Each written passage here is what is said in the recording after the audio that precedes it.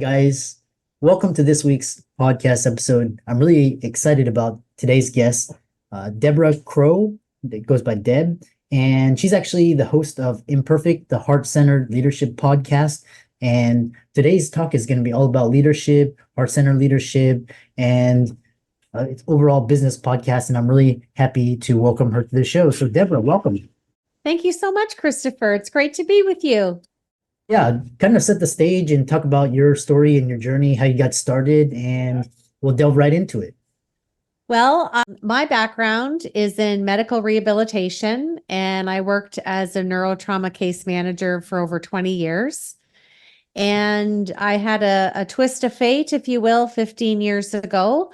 I was enjoying working with both children and adults who had sustained some form of neurotrauma.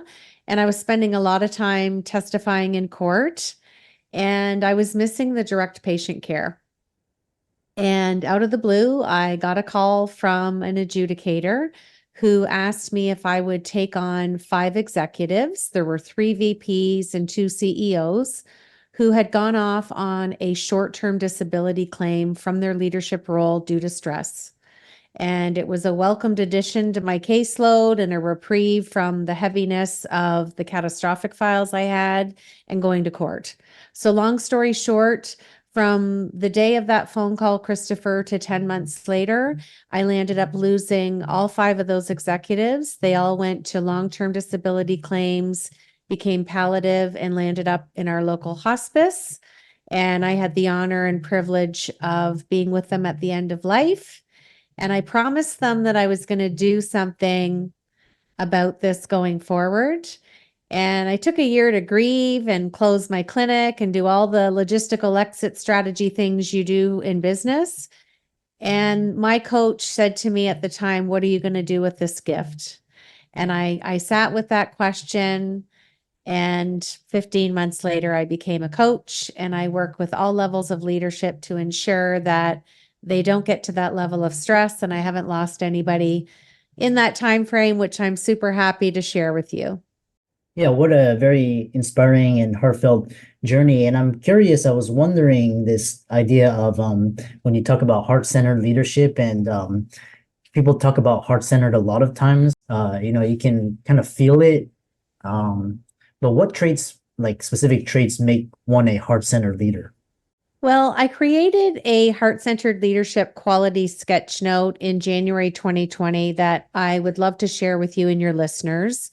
It's now in 25 languages and it's been downloaded over 90,000 times.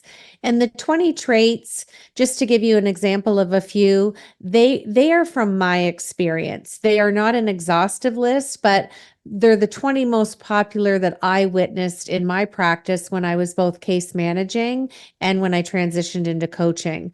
So qualities like being an attentive listener, being an avid reader, being a lifelong learner, being approachable, those are just a few to share from the list of 20. And my definition of heart-centered leadership is honoring your connection with people.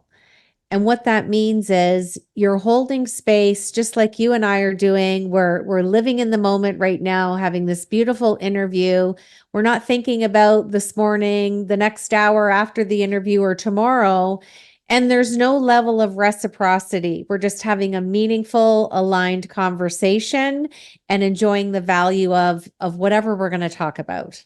I love that description. And so, and I love this idea of in the moment and, whatever's going on around us, we can always focus and just kind of collaborate, share, and create something wonderful. The next question is, with heart-centered leadership and workplace, a lot of people feel excluded and, feel like it's not very representative. How do you make a workplace more inclusive? Well, that's a big question to unpack.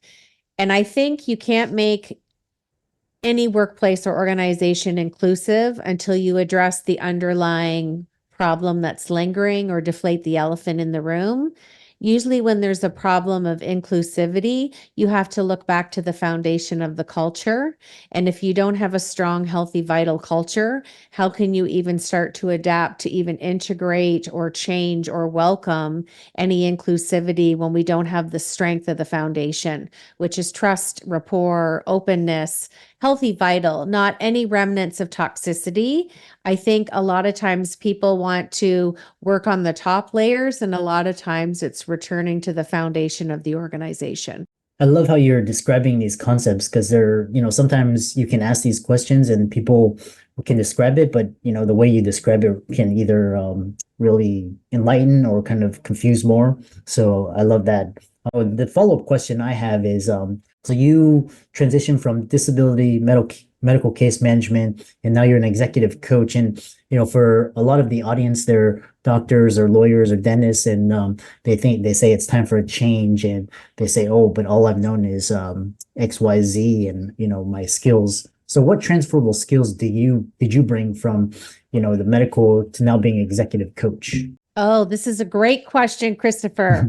So your audience is 65% of my practice. So many transferable skills. And it's going back to just a simplistic level of common sense. Think about all the things that you love doing within your medical career, whether you are a certified health exec, whether you're a physician, a surgeon, it doesn't matter. All of the skills go all the way back to the day you were born. And I do a really fun exercise with all of my medical professionals. And we look at all of the life skills that we picked up along the way, good, bad, or indifferent. Our first exposure to kindergarten, our first volunteer, our first job, our first failure, our first barrier, a teacher who left such a beautiful imprint on our heart, et cetera, all the way up to the finishing of that medical degree, residency, and then where they went with their career exploration after that. There's a pattern and a trend, and all of those skills are what are your transferable skills, and they have influence from your parents, your grandparents, your upbringing, your community. There's so many different resources from family to academic, etc. And when we can go through this life exercise, it's how I show these physicians how they've mastered the art of heart in their life and leadership, but more importantly, Christopher, why they're the leader that they are today. And when we unpack this and they see the amount of transferable skills, it's just unwavering. It's not to be cliche, but it's like an aha moment. So I bring communication, I bring openness, I bring heart-centeredness. The case manager shows up a lot of times because sometimes I get executives from multiple sectors on the brink of pre-health. So they have a chance before those executives that I lost. And to me, our life shows up in our work and our work shows up in our life. And the sweet spot is finding that beautiful space of work-life integration. So wonderfully said. And yes, then the next question is, when you're talking about, transferable skills, and especially in today's time, I'm reading more and more in the headlines, especially before you never heard about executives getting laid off, or usually an executive's career was usually quite long, but now it's shortening. So, and with AI, with technology disruption, remote work from home, people starting their own companies, what makes a good leader, and what makes somebody want to go and work for that leader as opposed to doing their own thing or starting their own business? Great question. A good leader leads people.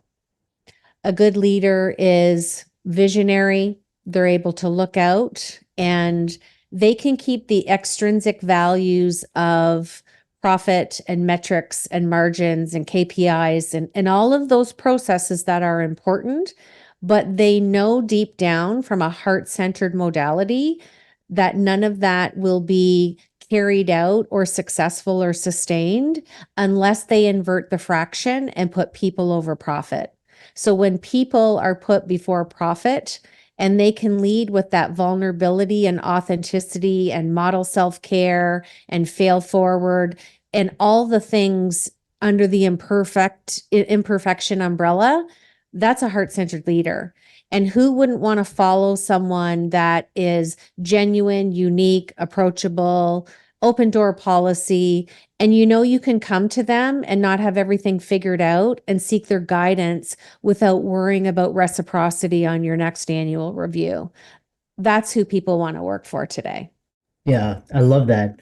Um, the next question is, when talk about your experience and perspective for heart-centered leadership at the executive and C-suite level, and how can someone become a heart-centered leader at that level? That's a tough one. It's a good one. I'm going to say right now, there's more at that level that are not heart-centered. And again, to defend them, what was modeled to them, what I like to call episodic leadership, was not heart-centered, because I was told for over 30 years there was no place for heart-centered leadership in business acumen. Yet, if you look at the components of business acumen, it's knowledge, skills, and abilities. To be a compassionate leader, a heart-centered leader, what do you need? Knowledge, skills, and ability. So I'm trying to bridge that gap, Christopher. The people that aren't, I have moved almost 100, 98 executives at that level since May of 2020, because I think COVID gave us a big pause to reflect, have some solace time, and really brought for all of us, I'm going to say, an emergence of what's important in our lives, collectively, personal life, and what we do professionally. And a lot of leaders moved industries, they took demotions, and they wanted to get back to that level of happiness that they lost climbing that proverbial white ladder of success to hit the glass ceiling, which is completely an unrealistic expectation. So the ones that are doing it well, they don't talk a lot. They listen. They listen to their people. They mentor their people. They foster all the qualities within heart-centered leadership. They can be assertive, meaning, they have to be firm and friendly, look at other people's perspectives, sit in the observer's chair. When they do that, then their transformational leadership unveils beautifully, because people want to follow someone who's successful and visionary and heart-centered. Really eloquently said again. And my follow-up question is, once we can elucidate these qualities and, talk about leaders at that level, the next question is, because you talked about, leadership was kind of this sort of modeled after, certain archetypes, but now talk about embracing imperfection in leadership. And, in a world where we have to, have it all together, we got that Instagram moment. How do you help leaders embrace their imperfections as strengths and the role that vulnerability plays in effective leadership? None of us are perfect. I mean, there's so many leaders in multiple sectors, and it's a daily conversation for me. And it goes back to that, reviewing your life. Where in your life lineage did you learn or hone or were told that you had to sustain perfection? It's an intergenerational trauma for most professionals. Based on my experience, it hits around age 40 when they want to get off the hamster wheel.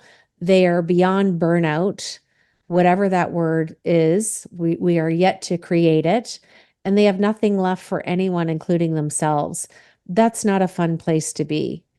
I would rather be imperfect and communicative and heart-centered and say, Christopher, I wasn't fully present when you asked me to do that task. And I'm going to ask if you would be so open to, review it with me. And I don't think I fully understand your vision. Who wouldn't want to help someone? It's all about having meaningful, honest, vulnerable conversations. And if we look at it in the medical world, not everyone that comes into Emerge is a clean cut case. So it's using those analytical, critical skills that they are taught.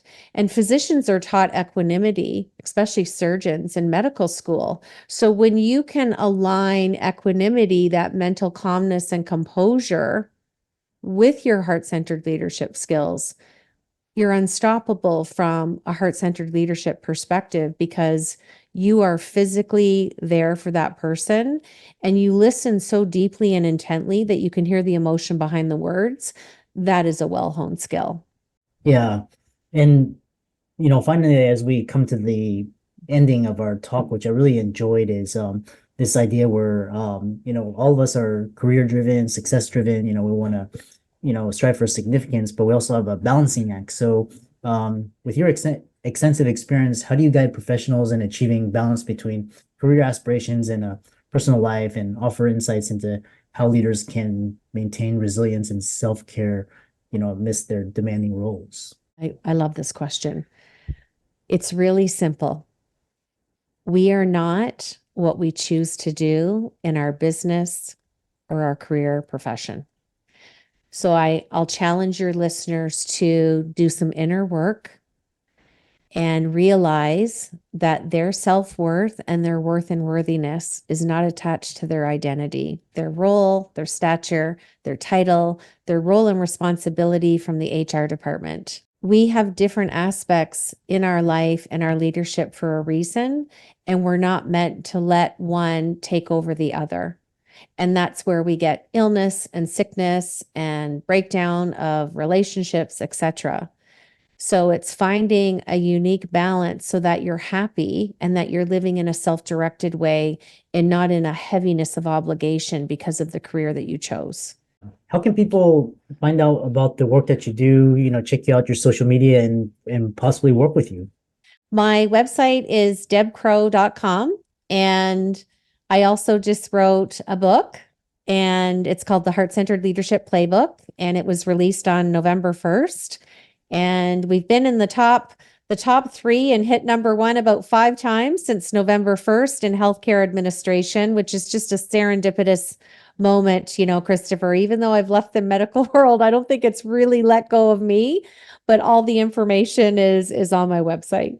And for all the audience out there, let's thank Deb for coming on. Very eloquent.